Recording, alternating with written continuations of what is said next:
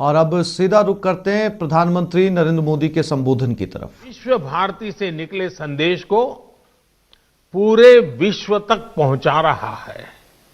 भारत आज international solar alliance के माध्यम से पर्यावरण संरक्षण के विषय में विश्व के अंदर एक बहुत बड़ी अहम भूमिका निभा रहा है। भारत आज पूरे विश्व में इकलौता बड़ा देश है जो 100 वर्ष मना रहे हैं। तो उन परिस्थितियों को भी याद करना आवश्यक है जो इसकी स्थापना का आधार बनी थी। ये परिस्थितियां सिर्फ अंग्रेजों की गुलामी से ही उपजी हो, ऐसा नहीं था। इसके पीछे सैकड़ों वर्षों का अनुभव था।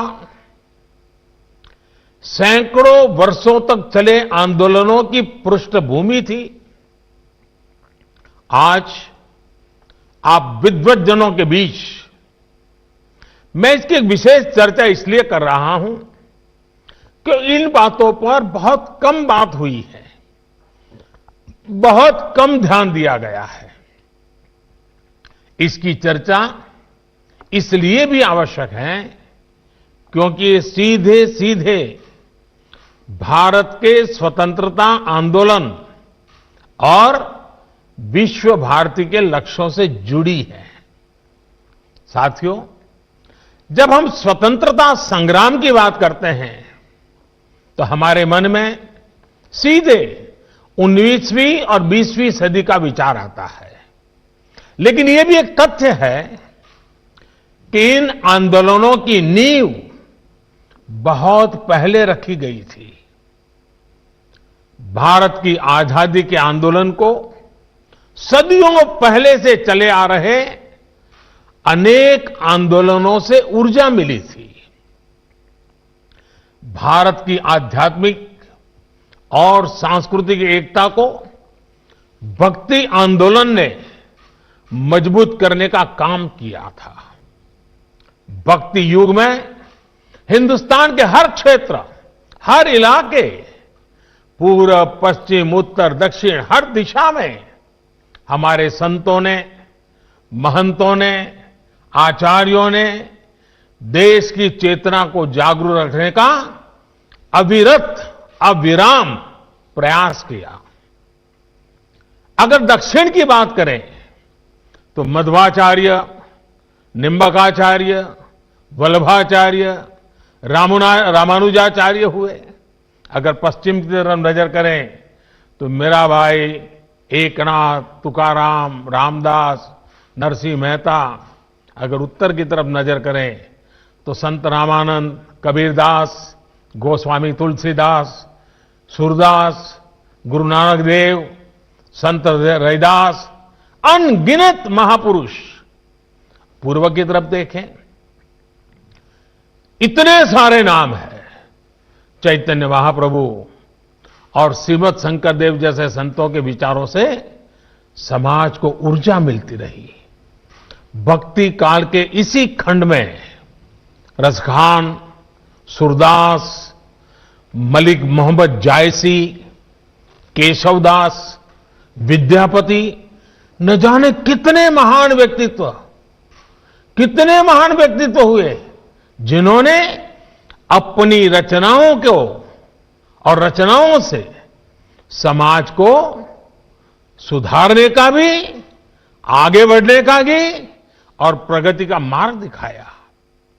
भक्ति काल में इन पुण्य आत्माओं ने जन जन के भीतर एकता के साथ खड़े होने का जज्बा पैदा किया। इसके कारण ये आंदोलन हर क्षेत्रीय सीमा से बाहर निकलकर भारत के कोने कोने में पहुंचा। हर पंथ, हर वर्ग, हर जाति के लोग भक्ति के अधिष्ठान पर स्वाभिमान और सांस्कृतिक धरोहर के लिए खड़े हो गए। भक्ति आंदोलन का वो डोर और भक्ति आंदोलन वो डोर थी जिसने सदियों से संघर्षरत भारत को सामूहिक चेतना और आत्मविश्वास से भर दिया। साथियों, भक्ति का ये विषय तब तक आगे नहीं बढ़ सकता जब तक महान काली भक्त श्री रामकृष्ण परमहंस जी की चर्चा न हो। वो महान संत जिनके कारण भारत को स्वामी विवेकानंद मिले। स्वामी विवेकानंद भक्ति, ज्ञान और कर्म तीनों को अपने में समाये हुए थे। उन्होंने भक्ति का दायरा बढ़ाते हुए हर व्यक्ति में दिव्यता को देखना शुरू किया। उन्होंने व्यक्ति और संस्थान के निर्माण पर बल देते हुए कर्म को भी अभिव्यक्ति दी, प्रेरणा दी। साथियों, भक्ति आंदोलन के सैकड़ों वर्षों के कालखंड के साथ साथ देश में कर्म आंदोलन भी चला। सदियों से भारत के लोग गुलामी और साम्राज्यवाद से लड़ रहे थे। चाहे वो छत्रपति शिवाजी महाराज हो, महाराणा प्रताप हो, झांसी की रानी लक्ष्मीबाई हो, कित्तूर की रानी चिन्नम्मा हो या फिर भगवान बिरसा मुंडा का सशस्त्र संग्राम हो, अन्याय और शोषण के विरुद्ध सामान्य नागरिकों के तप, त्याग और तर्पण की कर्म कठोर साधना अपने चरम पर थी। ये भविष्य में हमारे स्वतंत्रता संग्राम की बहुत बड़ी प्रेरणा बनी। साथियों, जब भक्ति और कर्म की धाराएं पूर्वहार थी तो उसके साथ साथ ज्ञान की सरिता का ये नूतन त्रिवेणी संगम आजादी के आंदोलन की चेतना बन गया था। आजादी की ललक में भाव भक्ति की प्रेरणा भरपूर थी। समय की मांग थी कि ज्ञान के अधिष्ठान पर आजादी की जंग जीतने के लिए वैचारिक आंदोलन भी खड़ा किया जाए और साथ ही उज्जवल भावी भारत के निर्माण के लिए नई पीढ़ी को तैयार भी किया जाए। और हम में बहुत बड़ी और इसमें बहुत बड़ी भूमिका निभाई उस समय स्थापित हुई कई प्रतिष्ठित शिक्षण संस्थानों ने, विश्वविद्यालयों ने। विश्व भारती यूनिवर्सिटी हो, बनारस हिंदू विश्वविद्यालय हो, अलीगढ़ मुस्लिम यूनिवर्सिटी हो, नेशनल कॉलेज हो जो आजकल लाहौर में है, मैसूर यूनिवर्सिटी हो, त्रिची नेशनल कॉलेज हो, महात्मा गांधी काशी विद्यापीठ हो, गुजरात विद्यापीठ हो, विलिंगडन कॉलेज हो, जामिया मिलिया इस्माइलिया हो, लखनऊ यूनिवर्सिटी हो, पटना यूनिवर्सिटी हो, दिल्ली विश्वविद्यालय हो, आंध्र यूनिवर्सिटी हो, अन्ना मलाई यूनिवर्सिटी हो, ऐसे अनेक संस्थान उसी एक कालखंड में देश में स्थापित हुए। इन यूनिवर्सिटीज में भारत की एक बिल्कुल नई विद्वत्ता का विकास हुआ। इन शिक्षण संस्थाओं ने भारत की आजादी के लिए चल रहे वैचारिक आंदोलन को नई ऊर्जा दी, नई दिशा दी, नई ऊंचाई दी। भक्ति आंदोलन से हम एकजुट हुए, ज्ञान आंदोलन ने बौद्धिक मजबूती दी और कर्म आंदोलन ने हमें अपने हक के लिए लड़ाई का हौसला और साहस दिया।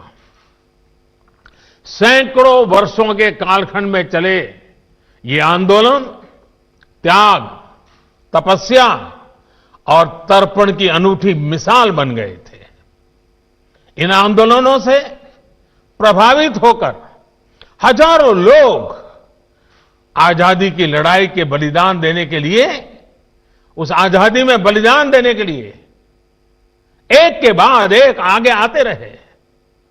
साथियों, ज्ञान के इस आंदोलन को गुरुदेव द्वारा स्थापित विश्व भारती विश्वविद्यालय ने नई ऊर्जा दी थी।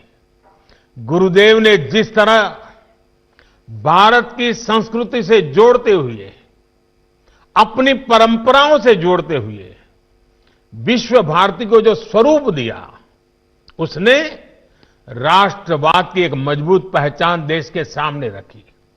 साथ साथ उन्होंने विश्व बंधुत्व पर भी उतना ही जोर दिया। साथियों, वेद से विवेकानंद तक भारत के चिंतन की धारा गुरुदेव के राष्ट्रवाद के चिंतन में भी मुखर थी। और ये धारा अंतर्मुखी नहीं थी। वो भारत को विश्व के अन्य देशों से अलग रखने वाली नहीं थी। उनका विजन था कि जो भारत में सर्वश्रेष्ठ है, उससे विश्व को भी लाभ हो, और दुनिया में अच्छा है, भारत उससे भी सीखे। आपके विश्वविद्यालय का नाम ही देखिए, विश्व भारती। मां भारती और विश्व के साथ समन्वय। गुरुदेव सर्वसमावेशी और सर्वस्पर्शी सह अस्तित्व और सहयोग के माध्यम से मानव कल्याण के बृहद लक्ष्य को लेकर चल रहे थे। विश्व भारती के लिए गुरुदेव का यही विजन आत्मनिर्भर भारत का भी सार है। आत्मनिर्भर भारत अभियान भी विश्व कल्याण के लिए भारत के कल्याण का मार्ग है। ये अभियान भारत को सशक्त करने का अभियान है। भारत की समृद्धि से विश्व में समृद्धि लाने का अभियान है। इतिहास गवाह है कि एक सशक्त और आत्मनिर्भर भारत ने हमेशा पूरे विश्व समुदाय का भला किया है। हमारा विकास एकांकी नहीं, बल्कि वैश्विक, समग्र, और इतना ही नहीं, हमारे रगों में जो भरा हुआ है सर्वे भवन्तु सुखिनः का है। भारती और विश्व का ये संबंध आपसे बेहतर कौन जानता है। गुरुदेव ने हमें स्वदेशी समाज का संकल्प दिया था। वो हमारे गांवों को, हमारी कृषि को आत्मनिर्भर देखना चाहते थे। वो वाणिज्य और व्यापार को आत्मनिर्भर देखना चाहते थे। वो आर्ट और लिटरेचर को आत्मनिर्भर देखना चाहते थे। उन्होंने आत्मनिर्भरता के लक्ष्य को प्राप्त करने के लिए आत्मशक्ति की बात कही थी। आत्मशक्ति की ऊर्जा से राष्ट्र निर्माण को लेकर उन्होंने जो बात कही थी, वो आज भी उतनी ही अहम है। उन्होंने कहा था, राष्ट्र का निर्माण एक तरह से अपनी आत्मा की प्राप्ति का ही विस्तार है। जब आप तो इस बुलेटिन में फिलहाल इतना ही। नमस्कार।